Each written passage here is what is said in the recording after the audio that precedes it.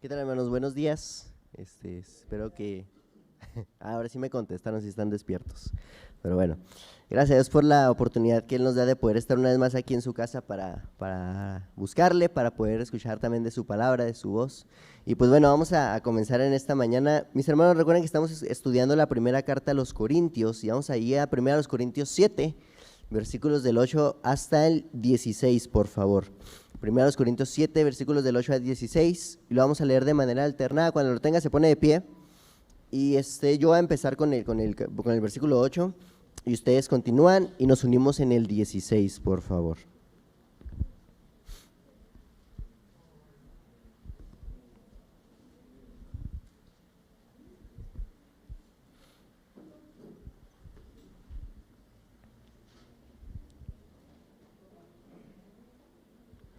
¿Lo tenemos, hermanos? Dice el versículo 8, digo pues a los solteros y a las viudas que bueno les fuera quedarse como yo.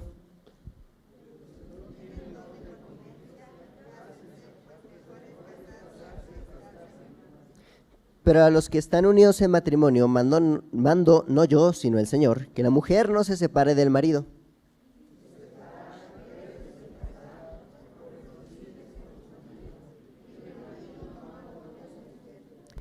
Y a los demás yo digo, no el Señor. Si algún hermano tiene mujer que no sea creyente y ella consiente en vivir con él, no la abandone.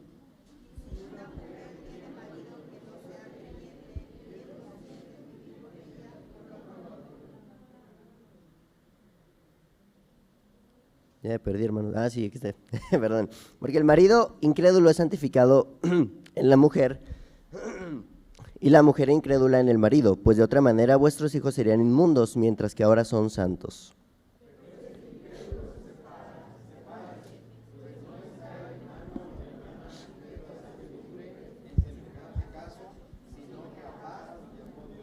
Juntos, porque ¿qué sabes tú, oh mujer, si quizá harás salvo a tu marido? ¿O qué sabes tú, oh marido, si quizá harás salva a tu mujer? Te agradecemos, Dios, en esta mañana por la oportunidad que tú nos das de poder estar aquí en tu casa, Señor, para seguir buscándote, para alabarte, Señor, y para poder escuchar de tu palabra. Ayúdanos, Señor, a entender lo que tú tienes para nosotros y bendícenos en todo momento. Te damos gracias en el nombre de Jesús. Amén. Pueden tomarse lugares, hermanos.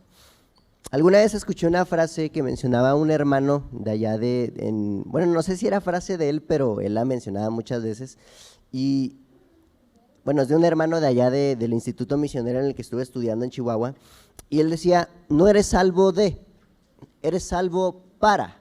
Lo voy a volver a repetir, no eres salvo de, eres salvo para. ¿Y en qué sentido decía esto? Bueno, pues que los que hemos sido ya salvados y lavados por la sangre de Cristo Jesús, es verdad que hemos sido salvados de las consecuencias últimas del pecado, que son la separación eterna de Dios y del poder del pecado, por supuesto, pero más que salvados de, somos salvados para, es decir, con un propósito hemos sido salvados, con el propósito, por supuesto, de que a través de nuestra vida que haya sido transformada, mucha gente pueda llegar a conocer a Cristo Jesús, con el propósito, por supuesto, también de bendecir a la iglesia, de fortalecer a la iglesia, de edificar a la iglesia en la que Dios nos ha puesto. Si Dios lo ha puesto aquí en Campamento de Dios, es para que usted bendiga y edifique con sus dones, con sus talentos, al cuerpo de Cristo. O sea, Dios no nos ha salvado para que nos quedemos sentados, o Dios no nos puso una silla así, siéntate mi rey, y ponte a ver a todos trabajar mientras tú estás sentadito, no. Sino que Dios nos ha salvado, nos ha escogido, nos ha llamado para poder bendecir a nuestros hermanos, y por supuesto que allá afuera, a través de nuestra vida y ejemplo y testimonio, la gente pueda conocer a Cristo Jesús, ser de bendición allá afuera. Ahora, ¿por qué digo esto? Bueno, y les quiero también platicar que esta semana estuvimos con un equipo misionero. Ahí me enfermé, por si me escuchan así medio de la voz todo lastimado, pues ahí me enfermé, porque vinieron unos hermanos misioneros desde Estados Unidos, una iglesia que se llama Green Acres en Tyler, Texas, y fue una semana de mucha bendición. Estuvimos ahí con ellos, mi grupo de inglés y yo traduciendo, y ellos pues eran músicos, vinieron a hacer un concierto ahí en la iglesia de nuestro hermano Cirilo, y era bien bonito porque uno se da cuenta que tiene hermanos en Cristo hasta el otro lado del mundo, bueno, no del mundo, pero sí hasta allá, hasta arriba, hasta Texas. Y fueron de mucha bendición para mi vida y espero que yo también haya podido ser de bendición para ellos. Y bueno, no sé si lo vayan a ver porque ya me añadieron todo el mundo en Facebook, pero se los voy a compartir. Pero es de mucha bendición saber que tenemos hermanos en Cristo que pueden seguir siendo de bendición para nosotros, aún estando a la distancia, y que estos hermanos no solamente fueron de bendición para mí, por supuesto que lo fueron, sino que yo sé y estoy seguro, estoy convencido que fueron de bendición para todos esos niños que escucharon la palabra de Dios, que fueron de bendición para esos niños a los cuales fueron a servir. Es decir, con esto les quiero comentar, hermanos, que no estamos para quedarnos sentados, sino que Dios nos ha llamado, nos ha salvado con este propósito, con el propósito de bendecir a la iglesia y a los que están fuera de la iglesia, por supuesto.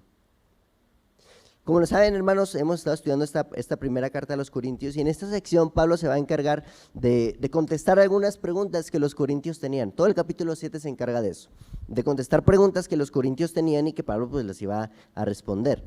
Y muchas de ellas tienen que ver con las relaciones familiares o el entorno familiar en el cual los corintios también estaban ahí envueltos. Se habla de la soltería, del matrimonio, de la familia en general. Y en esta sección en la cual vamos a meditar, la palabra de Dios nos va a enseñar algo muy importante.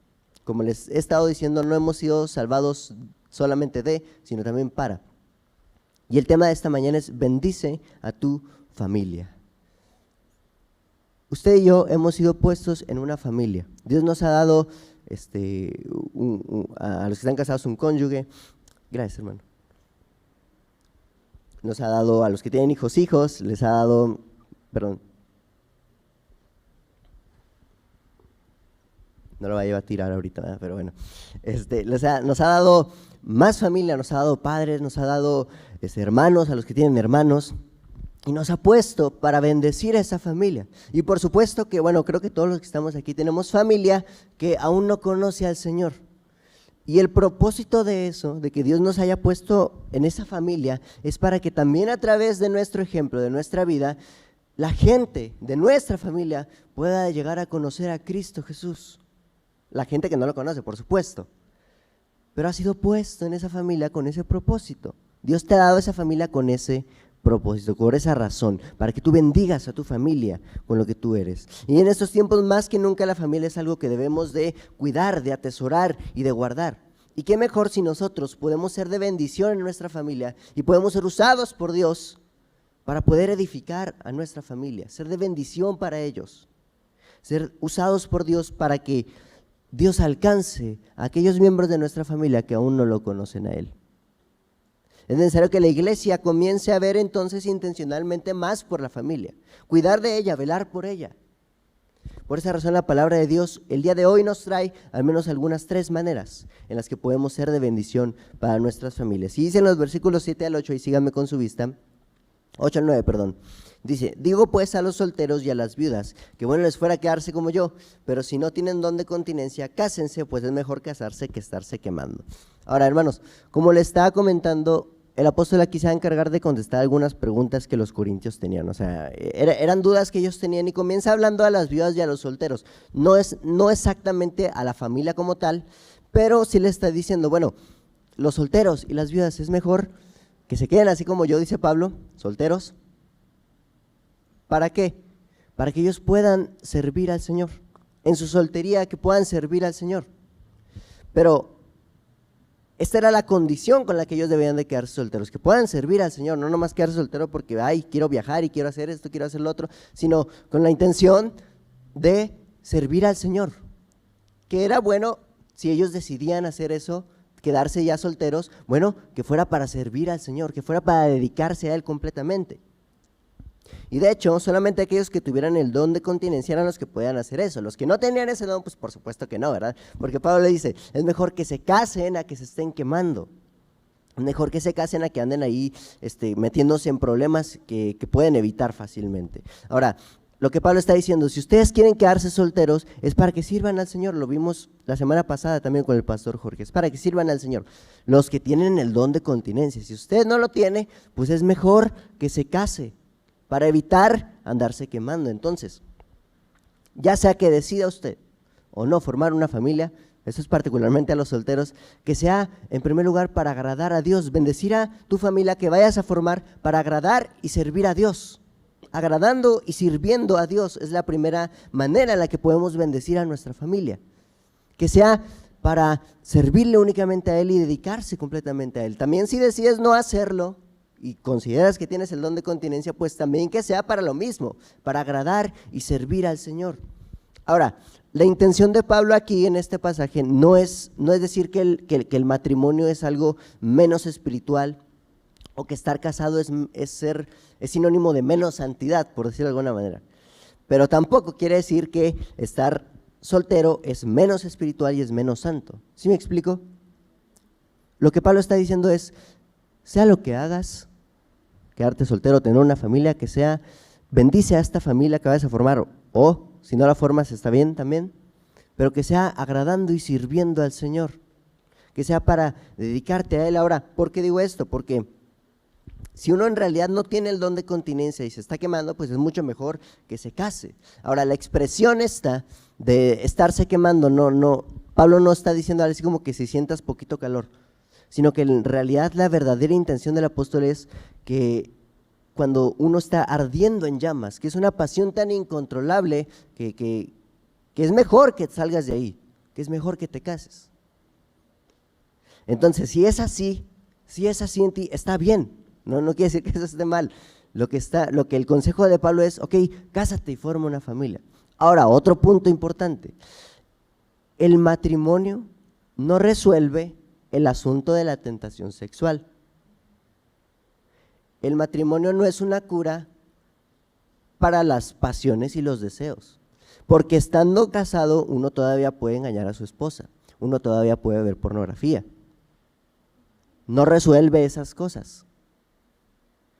Pero lo que Pablo está diciendo es que si vas a casarte y hacer una familia está bien. Si no lo quieres hacer, bueno, adelante, también está bien. Pero que sea para que tú bendigas a esta familia agradando a Dios. Evitar quemarte, evitar meterte en ese tipo de problemas, pero que si vas a hacer una familia, que sea para agradar a Dios y que bendigas a tu familia agradando y sirviendo al Señor, que sea para dedicarte a eso. Ahora, si no lo vas a hacer, insisto, y perdonen que lo repita tantas veces, si no lo vas a hacer, que sea no para, quiero viajar, quiero ir a tal lado, quiero hacer yo mi vida, yo para qué quiero andar ligado con otra persona, no, sino que sea para que te dediques al Señor también.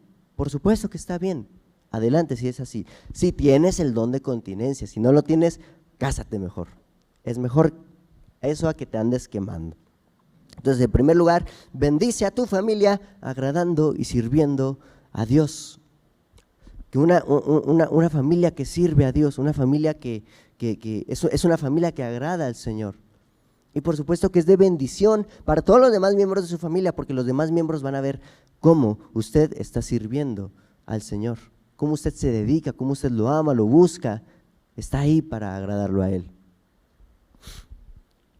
Versículos 10 y 11 dicen de la siguiente manera: pero a los que están unidos en matrimonio mando no yo, sino el Señor, que la mujer no se separe del marido, y si se separa, quédese sin casar o reconcíliese con su marido, y que el marido no abandone a su mujer.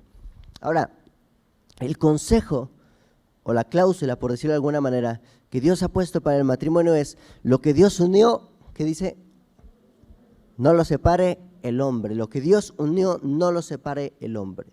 Pero vemos, hermanos, que en la Biblia es verdad que aunque Dios prohíbe el divorcio y aborrece el divorcio y aborrece por sobre todas esas cosas las causas del divorcio, Dios en determinadas circunstancias sí lo llega a permitir, pero nunca lo llega a ordenar. ¿En qué sentido?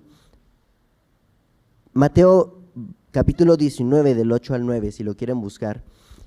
Mateo 19 del 8 al 9 dicen de la siguiente manera: Él les dijo: por la dureza de vuestro corazón, Moisés os permitió repudiar a vuestras mujeres, mas al principio no fue así. Y yo os digo que cualquiera que repudie a su mujer, salvo por causa de fornicación, y se casa con otra, adultera, y el que se casa con la repudiada, adultera. Mateo 19 del 8 al 9, si lo quieren ustedes ahí buscar. Entonces, en el Antiguo Testamento, en Deuteronomio, Moisés permitió, a causa de la dureza del corazón del pueblo de Israel, el divorcio. Y el Señor Jesús está diciendo, por ninguna causa yo permito el divorcio, pero ahí dice, a no ser por causa de fornicación, esto es adulterio, pero de ahí en fuera no hay ninguna sola causa por la que Dios permita el divorcio. Dios aborrece el divorcio. Dios aborrece las causas por las cuales se genera el divorcio. Ahora, por ejemplo, la Biblia tampoco habla de la violencia intrafamiliar, no se habla de algo así, pero incluso hasta por sentido común es peligroso que una mujer que está sufriendo violencia esté viviendo con un hombre así. Es peligroso que sea así. Y Dios no ordena el divorcio, lo permite en caso de adulterio. Pero aún así, hermanos, aún así siempre debe de buscarse la restauración del mismo. Siempre debe de buscarse la restauración del hermano que ha fallado. El apóstol Pablo dice que si alguno fuera sorprendido en una falta, vosotros que sois espirituales, restauradle. No dice, pues, tírenle la piedra y ya, ni modo, ya no sirve para nada. No, restáurenle, siempre y cuando siempre haya algo que se pueda hacer. Porque hay casos muy graves, muy tristes, hermanos, en cuanto al matrimonio. Pero entonces, Pablo está diciéndole que los que están casados no se separen, por nada del mundo se separen. Es que me reclama por todo, o nos peleamos a cada rato. Bueno, esas no son razones para que se separen. Arreglen sus asuntos, ya están grandes. Ya están grandes para hablar bien y para poder arreglar esas cosas. Pero de verdad que, bueno, si ustedes han visto las estadísticas de divorcios, es tristísimo, porque ni siquiera el adulterio ni la violencia son las primeras causas. Algunas son por divorcio incausado, según los datos del INEGI. Y entonces es muy triste, hermanos. Pero bueno, a lo que quiero llegar con esto es que el enfoque de Pablo es que en el matrimonio y en la familia en general uno debe de hacerse y estar presente. Entonces la segunda manera, bueno, la primera ya la vimos, es bendice a tu familia agradando y sirviendo a Dios, y en segundo lugar es bendice a tu familia estando presente. Esta semana estuvimos platicando, bueno, con los hermanos americanos que vinieron, y bueno, nosotros llegamos y de repente ya tenía yo a 15 hermanos hablándome en inglés así en velocidad por 2, pero eran muy agradables, de verdad, unas increíbles personas. Y en una de esas pláticas mi compañero Arturo le preguntó algo a uno de esos hermanos, no me acuerdo qué le preguntó, pero en la plática empezó él a hablar, este hermano, acerca de sí mismo, ¿no? de su vida matrimonial. Se llama Aarón, el hermano, y él decía que él era el hombre de la casa, así decía él, yo soy el hombre de la casa. Y todos nos quedamos, bueno, pues, o sea, sí es cierto, pero él decía, pero eso no quiere decir que yo tengo a mi sirvienta que me cocina y me hace todo, y que tengo a mis hijos a los cuales yo puedo golpear si estoy enojado, con los cuales me puedo desquitar. No, decía Aarón, eso que yo soy el hombre de la casa quiere decir que yo soy el siervo de mi mujer y de mis hijos. Quiere decir que yo voy a servirlos a ellos, que yo voy a protegerlos, que yo voy a cuidarlos, que yo voy a proveer para ellos, porque esa es mi responsabilidad. Ahora, ¿por qué menciono esto? Porque tomando el ejemplo de este hermano era un hombre que estaba presente en su familia, Esto es un llamado en particular, ya hablamos de los solteros, ahora les toca a los que están casados, a los padres de familia, en especial a los varones.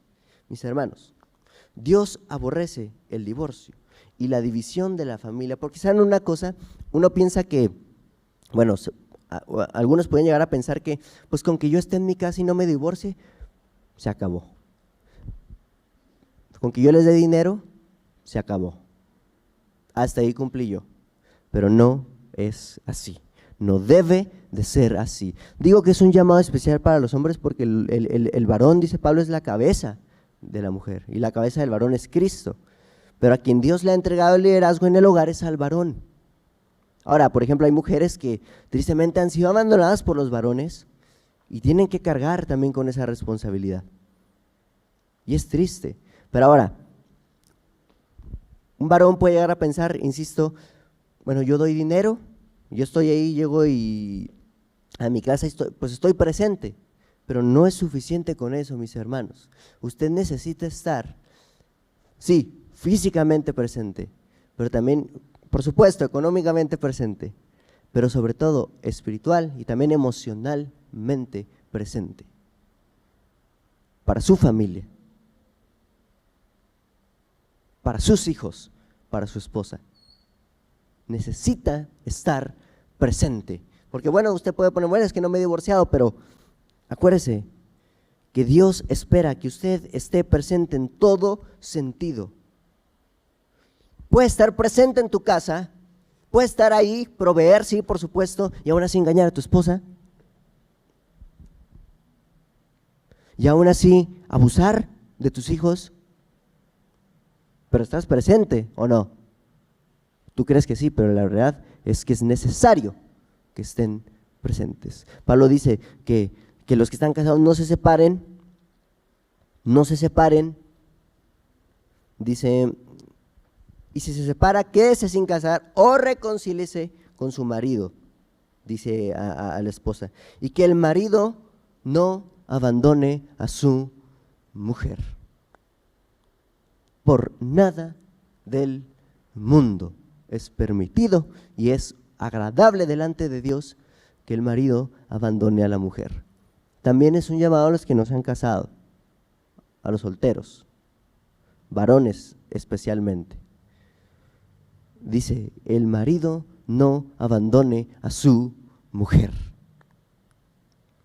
Pero acuérdense una cosa, y decía, esto también lo decía el hermano Aarón, él decía, al final yo voy a dar cuentas delante de Dios, de mi esposa y de mis hijos.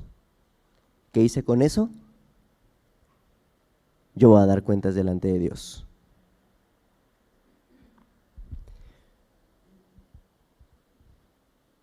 Y el Señor dice que todos nosotros los que estamos aquí vamos a dar cuentas delante de Dios, sea de lo bueno o de lo malo que hayamos hecho. Vuelvo a repetirlo, vamos a dar cuentas a Dios de lo bueno o de lo malo que hayamos hecho. Ya sabrá usted si temer o estar tranquilo. Vamos a dar cuentas delante del Señor. Y por supuesto que también acerca de lo que hicimos con nuestra familia. Vamos a dar cuentas delante de Dios. Y dicen los versículos del 12 al 16, dice, y a los demás yo digo, no el Señor, si algún hermano tiene mujer que no sea creyente y ella consiente en vivir con él, no la abandone. Y si una mujer tiene marido que no sea creyente y él consiente en vivir con ella, no lo abandone, porque el marido incrédulo es santificado en la mujer y la mujer incrédula en el marido. Pues de otra manera vuestros hijos serían inmundos, mientras que ahora son santos. Pero si el incrédulo se separa, sepárese, pues no está el hermano o la hermana sujeto a servidumbre en semejante casos, sino que a paz nos llamó Dios. Porque ¿qué sabes tú, oh mujer, si quizá harás salvo a tu marido? ¿O qué sabes tú, oh marido, si quizá harás salva a tu mujer? Ahora, pasando a otros asuntos, bueno, ya habló a los solteros, a los solteros y a las viudas, y también habla Pablo a los casados. Ahora está hablando a otro grupo de personas, aquellas personas que tienen un cónyuge, su esposo o su esposa no es creyente. Muy probablemente había en la iglesia de Corintios gente que se había casado anteriormente con alguien que pues no es creyente, y notemos, hermanos, que en este pasaje Dios no le está tirando la piedra a estas personas. Porque te casaste con alguien inconverso, ni modo. No, sino que aquí el apóstol Pablo, porque son palabras del apóstol Pablo, dice, digo yo, no el Señor, pero son palabras del apóstol Pablo y él está diciendo, ok, no se separen, sino que Pablo está viendo como una oportunidad para que puedas bendecir a tu familia siendo de testimonio. Pablo ve en esto una gran oportunidad para que si tu esposo o tu esposa no es creyente, para que tú puedas ser un ejemplo para él o para ella,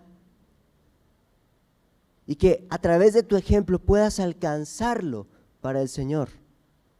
No está diciendo Pablo, ni tampoco permitiendo en estos casos Pablo el divorcio, Porque, pues no es cristiano, pues mejor me separo, es más fácil, ahora sí me dejaré a la iglesia. No, sino que si tu cónyuge no es cristiano, es una oportunidad para que a través de tu vida, de tu testimonio, pueda tu esposo, tu esposa, conocer al Señor.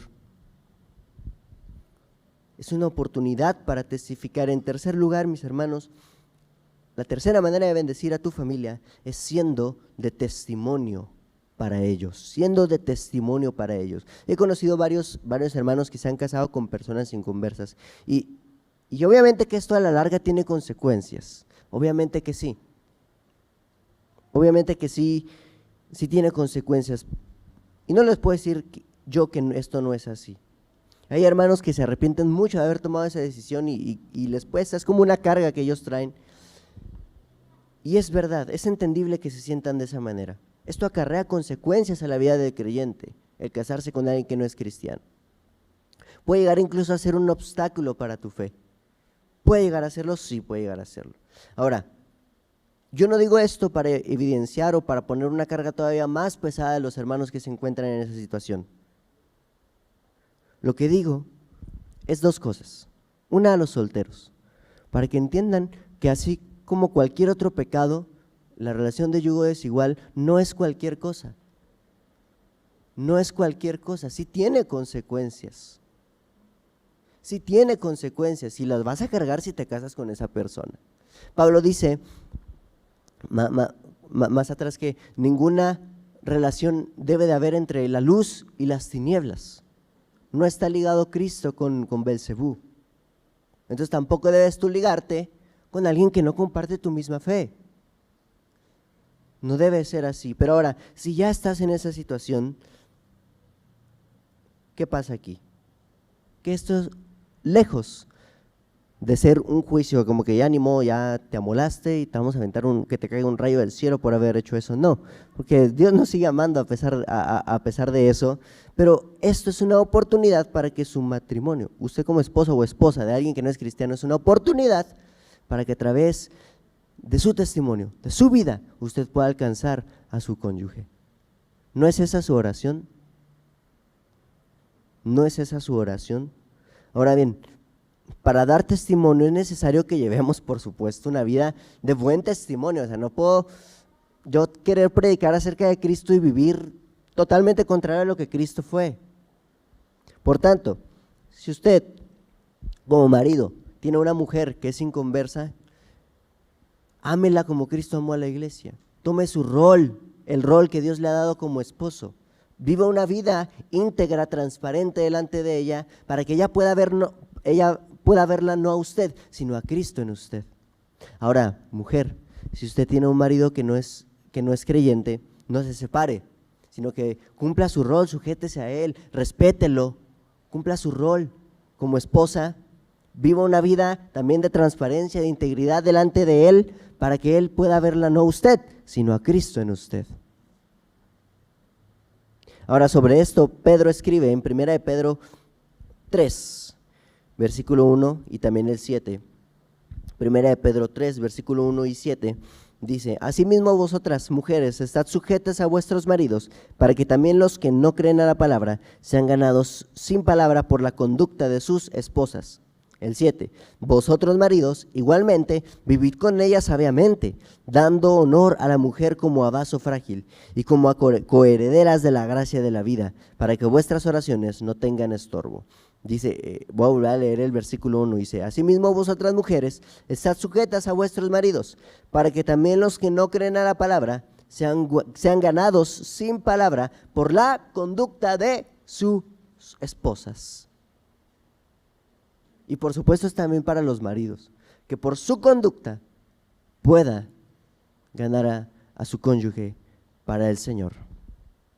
Habiendo dicho esto, mis hermanos, quiero incluir también en este punto, porque creo que no solo hay personas que se han casado con alguien inconverso, sino que tal vez los que no están en esa situación, yo creo que todos aquí tenemos a alguien en nuestra familia que no ha conocido al Señor. Y yo creo que es oración de todos nosotros que esta persona llegue a los pies de Cristo. ¿No es así? ¿No es así, hermanos? Claro que es así. Es nuestra familia. Por supuesto que queremos que llegue a conocer a Cristo Jesús y ellos beban de esta misma fuente de la cual nosotros hemos bebido, que es Cristo. Entonces este no es un llamado únicamente para estas personas que viven en un matrimonio en yugo desigual, sino que es también un llamado para todos nosotros que tenemos familia inconversa, para que por nuestra conducta, por nuestra vida, nuestro testimonio, podamos bendecir a nuestra familia. Bendecir a nuestra familia y que nuestra familia llegue por medio de nuestra conducta a los pies de Cristo. A los pies de Cristo. Piensa en alguien, sea un primo, un tío, sus papás, sus hermanos, si es así. Piensa en alguien que aún no conoce al Señor, miembro de su familia. Piensa en alguien. Y ore por esa persona. Tráigalo el siguiente domingo. Tenga ese seguimiento con él o con ella. Ore.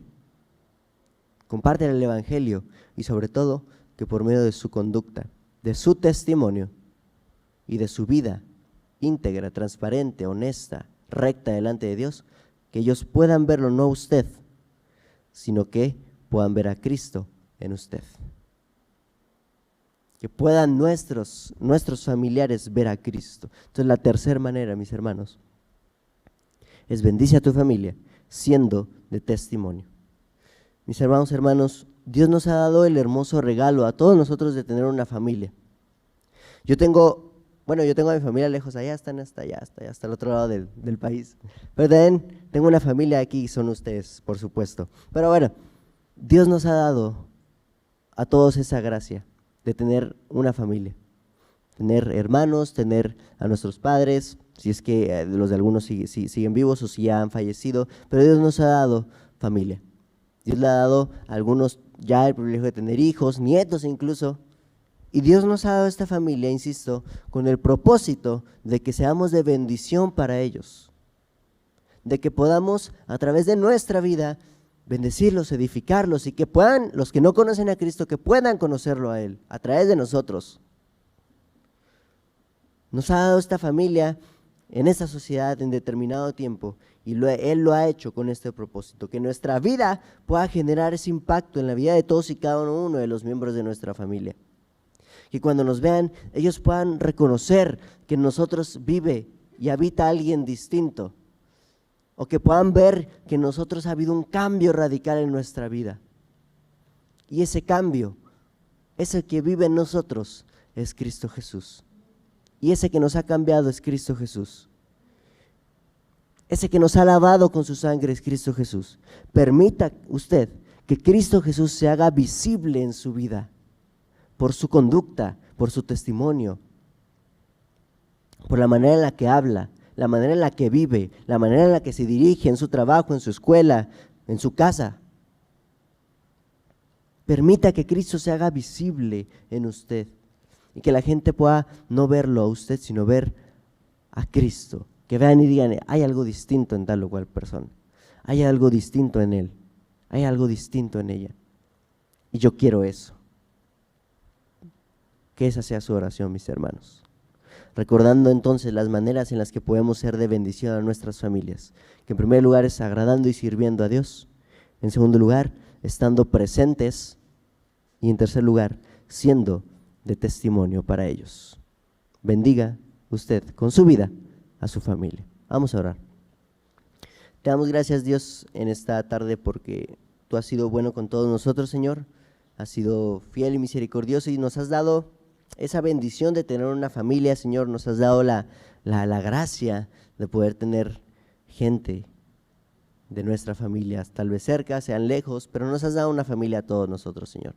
Y yo te doy gracias, Señor, por las familias aquí representadas, por la mía, por supuesto, allá en Chihuahua, Señor. Y te pedimos, Señor, que todos los que estemos aquí, que podamos ser de bendición para nuestra familia.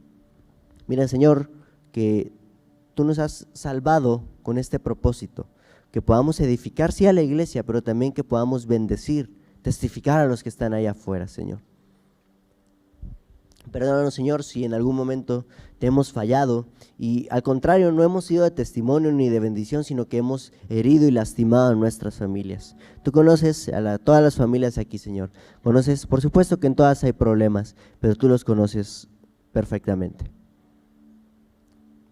Señor, yo te ruego por las familias de la Iglesia Campamento de Dios. Las familias que tú has puesto en esta iglesia y que tú amas con amor eterno. Bendícela, Señor, y ayúdanos a todos nosotros a ser de bendición a nuestras familias, con aquellos miembros que son inconversos, que aún no te conocen.